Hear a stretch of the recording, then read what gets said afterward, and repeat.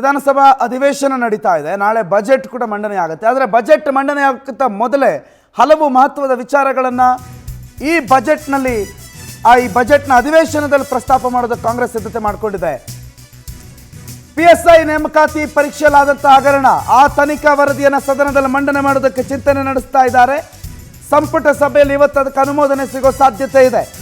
ಉಭಯ ಸದನದಲ್ಲಿ ತನಿಖಾ ವರದಿಗಳನ್ನು ಮಂಡನೆ ಮಾಡೋದ್ರ ಬಗ್ಗೆ ರಾಜ್ಯ ಕಾಂಗ್ರೆಸ್ ಚಿಂತನೆ ನಡೆಸಿದೆ. ಕಳೆದ ಬಿಜೆಪಿ ಅವಧಿಯಲ್ಲಿ ಹಗರಣ ನಡೆದಿತ್ತು.